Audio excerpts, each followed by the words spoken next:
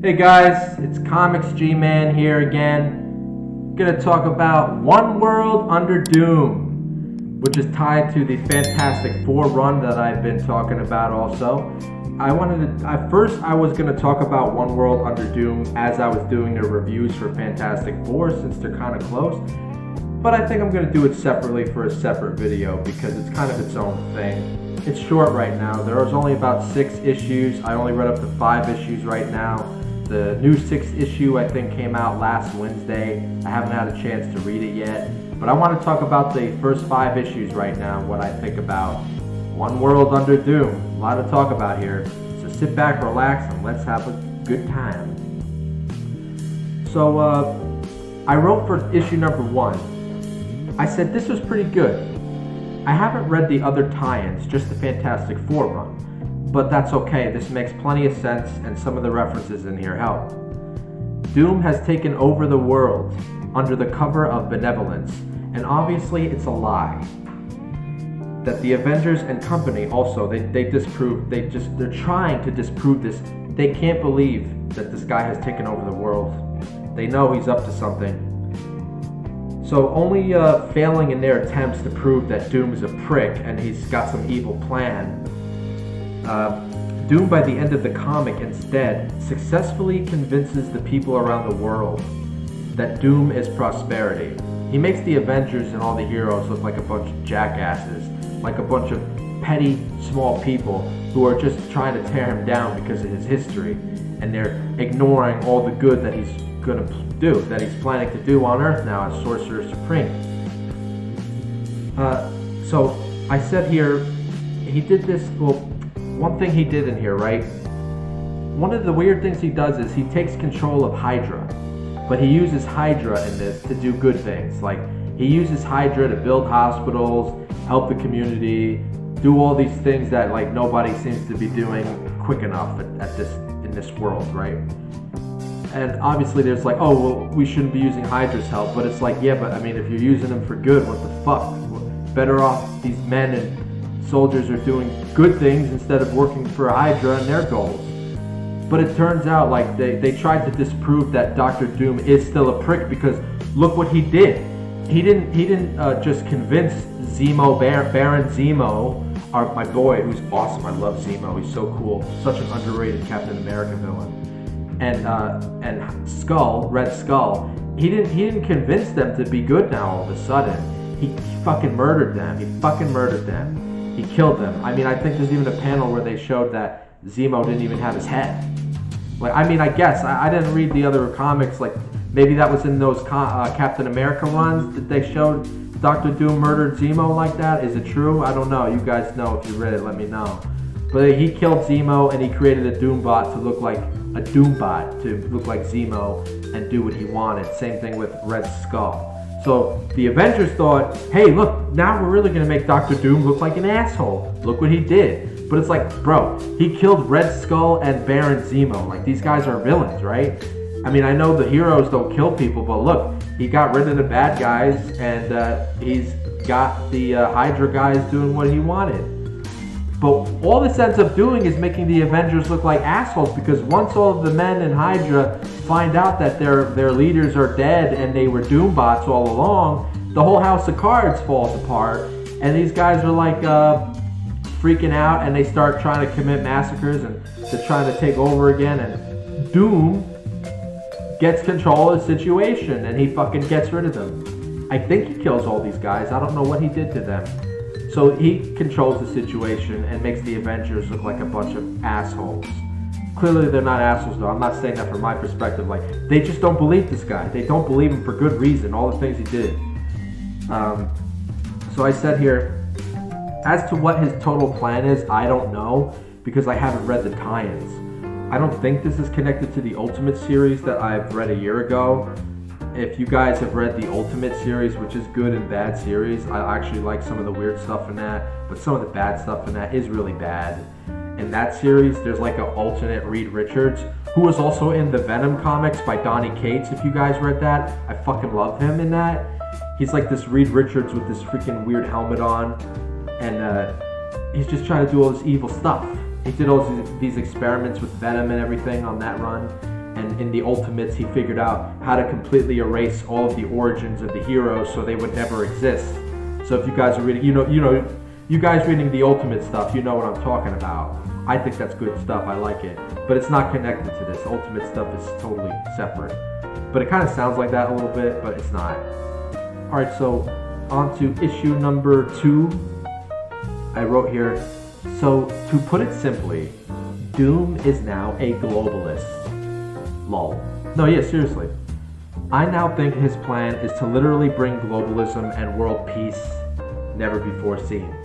He secretly talks to Reed and Sue's daughter, Valeria, Val. Am I saying her name right? Valeria? I mean, every time I say her name, it sounds like a sexually transmitted disease. I'm saying it wrong, probably. I never knew anybody named that in my life, so I'm not used to saying it. He tries, Dr. Doom, for some reason, is like obsessed with Valeria. I mean, she even calls him Uncle Doom. She calls him Uncle Doom, and she's listening to his side, and he's saying like, oh no, like, I know nobody really believes what I'm doing, but I'm going to convince you all naturally. I'm not going to force it. Like, I really want world peace. I really want to do this. I really want to do that. There's no nefarious shit here going on. I'm Sorcerer Supreme and I want to take this seriously. And he's talking to, I don't understand why he has to convince Valeria. Like, what is she yet? Besides an annoying daughter right now, as I see it. What is she right now? I mean, was there something in the other saga that showed that she was going to be something big or something and I'm just not aware of it right now? So anyway, it doesn't seem like he is doing any kind of control like the Avengers think. He is just winning over the people by doing great things in insane amounts of time. He's creating literal devoted followers. Basically, imagine you got like all these fucking worthless politicians we got in Washington, always, no matter who's in office.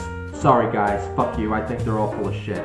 But anyway, say you've got all these politicians and it takes them like 10 years to pass these bills and do this and do that, and even when they do it, it's not even like 100%, it's like 20%, you know? It's like 20% effort in 10 years and you got all these freaking useless politicians, right? Dr. Doom is like the ultimate politician now, and he's getting it all done in like a day. Like in the comics, oh, well, we're getting healthcare, we're getting education, we're getting this, we're getting that, we're getting this, la-di-da-da-da, everything's great, you know the nonsense. I said, it looks to me that the Avengers can't accept this and are trying to find a classic villain answer, but it looks like they won't find it anytime soon. I'm actually curious too at this point, because it looks to me like this is more of an ideological battle going on here, that the good guys can't win right now. Because Doom is giving everyone what they want. How do you fight that? How do you fight that? Like, seriously. Like, at that point, you just look like an asshole. You're naturally going to look like an asshole. You're fighting a guy that's giving everything to everybody. Everything that they want. Like, no joke. How do you fight that without looking like an asshole? And secondly, well, in issue number 5, I think, Thor has a pretty fucking good answer to this. I like what he says, but we'll get to that when we get to that. So issue number 3, I wrote here, oh, I knew it. I knew Doom persuaded the world naturally. The Avengers finally accept this fact that Doom swooned the world as Sorcerer Supreme. However, there is a consequence. While Doom has been doing his Frank Underwood House of Cards impression, he has been neglecting his primary duties as Sorcerer Supreme. Dormammu is now a threat and has been left unchecked by Doom. How could Doom miss such an important detail, I say? Nonetheless, this puts things in balance, because how else can Doom be stopped if he has used human nature itself to gain his stated goal of globalism and total world domination? I wrote here, this was epic, and I was caught by surprise when Dormammu popped out of nowhere. Can't wait to see how Doom wiggles his way out of this one, and no, I don't think he can do that, do what Benedict Cumberbatch did in the movie. Saying the same thing, doing the same thing over and over again until you get what you want, right? Obviously, as I'm reading this, I'm questioning, I'm starting to think Doom let this happen on purpose because of what happens in issue number 4. So So in issue number 4, I say, I'm jokingly saying, now I'm one of the pro-Doomers, man. I'm in love with Doom and this miniseries. Like, holy hell, Doom really gets thrown around and being like a piece of meat by Dormammu, man. Having no options and being seconds away from oblivion. Doom conjures up his last respite. He frees all of Earth's heroes from Dormammu's crumbling pocket dimension and sicks them onto him. This is the final battle, life or oblivion. And this is endgame levels of epic here, but with Doom at the helm of this. Like, I wasn't joking when I said that. You guys remember Endgame. Everybody remembers Endgame. I remember Endgame very well. That was the last Marvel movie I went to see in theaters. And it was a great movie. I mean, not my like favorite best movie ever made, but I remember it and I enjoyed it. And I remember specifically, when did it come out? In 2019, 2018, right? 2019, I think, right? I was driving from New York, coming back home, and I was going through this kind of back alley road that I drive through, going to the theaters, and I skipped a class over this. I fucking skipped a class that I couldn't fucking stand. And I'm like, you know what? I'm gonna go watch Endgame, man. Fuck this shit. I'm gonna do something I want. So I drove to the theater, but it took a while because I was coming from New York, and I went to a theater that I used to love as a kid. So driving through the woods and just kind of soaking it in, I remember saying to myself, like, why do I got a feeling this is the last time I'm gonna see a movie like this, like, enjoy it, and feel like this kind of freedom like this. And it happened before, 2020 and all that fucking shit. So my spidey sense was kind of right a little bit. Like, things changed big time after that. That was, I mean, I did go to the movies a few more times after that, but no good movies have come out over the past 5 years. Like, really, the last movie I went to see really that I enjoyed was Deadpool and Wolverine last year in the movies, and Venom. These other ones I couldn't stand them. But even before that, there wasn't much coming out that I went to see. So yeah, that memory just came back from reading this issue. I did get that Endgame feeling. I mean, I'm not saying it's as good, but like just the build up a little bit and the epic stakes, I was feeling it here. So issue number 5, and that's why I said before, like, I think Doom did this on purpose. I think he let Dormammu out on purpose to come off, because now he's got all the heroes fighting with him, and he looks good, man. The whole world is seeing the Avengers and all the X-Men, everybody coming out. They're all fighting for Doom.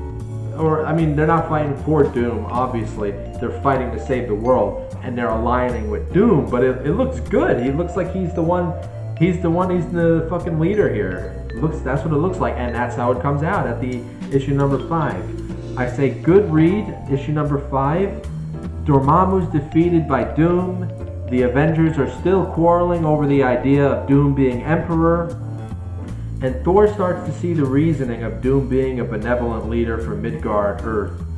Iron Man disagrees clearly, and so do most of the Avengers.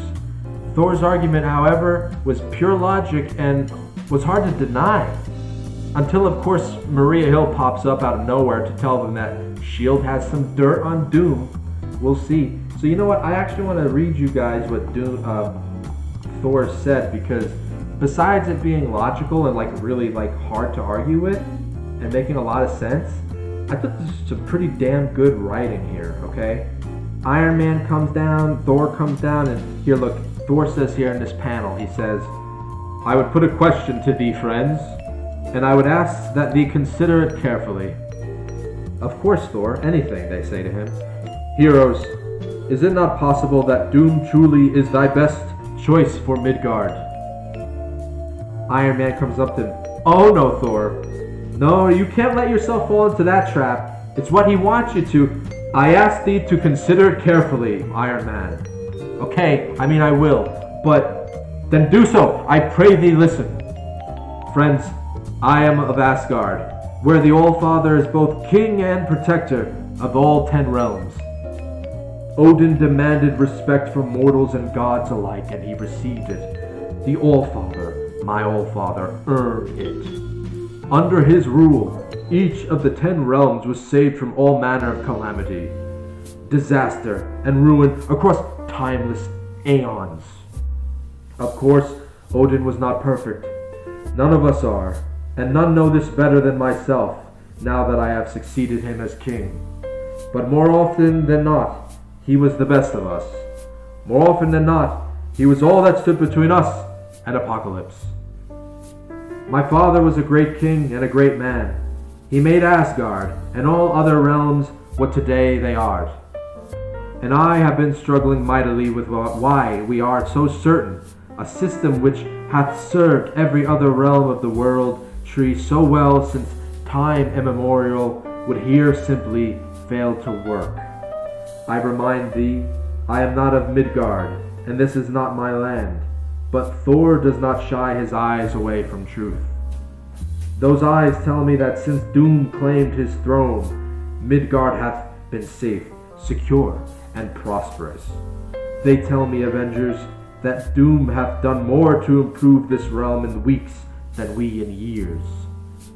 Okay, buddy, I promised you I'd consider it, and I'm doing so now. Considering. And, Thor, are you out of your mind? Tony says to Thor.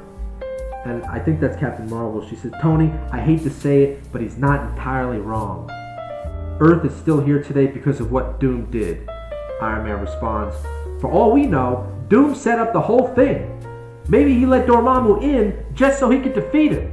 I'm kind of thinking the same thing, not gonna lie. Marvel says, and what, break every bone in his body in the process? Those limbs are already healing inside his armor, probably magically. Maybe they weren't even really broken, I don't know. Tony, you sound like a conspiracy theorist, and you all sound like cult members. He's Dr. Doom. His literal last name is Dr. Doom. Squirrel Girl says, I'm with you, Tony. She's with him. He says, Doom is a master manipulator. He's arranged events to make us feel like this, to have us fighting each other.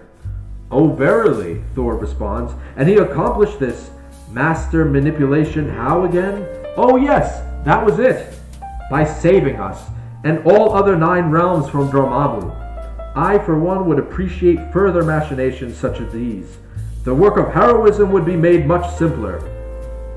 Thor, where am I wrong, Lady Doreen? What have I missed? You missed, I don't know, freedom. Earth is under an emperor, and Asgard is under its king, just as countless others of thy Midgardian nations are. We quibble semantics, Lady Green. Doom is at his highest, and he hath raised Midgard up with him. We are all happily rid of Dormammu. Things go well, and our victory is so complete that even death herself could not claim a soul today, from the mighty Thor to the mighty Frank from custodial services. I say thee, we cannot ignore that simply because we do not like the man. And they're all looking at him like, he's kind of right. This guy's kind of right. And then, they kind of spoil the moment with Maria Hill. Like, where the hell did she come from? She's walking around like an arm cast, and she's like, and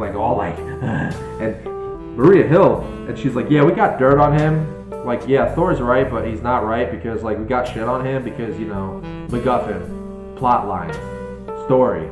We got to not have him be what Thor is saying because, we can't do anything different here. We actually have to go back to the classic stuff. So yeah, that's my thought on that. I'll be doing reviews on the newer issues, single issues more, because they're coming out monthly, and I caught up with everything, you know what I mean? So I did everything like in packs here. Same thing with the Fantastic Four. And I'll make it easier too for me to catch up on some other stuff that I'm interested in. So if you waited this far, thanks guys. Hope you had fun. Have fun in the comments. Make friends, make enemies, whatever. Free country. Like and subscribe, and thank you for listening.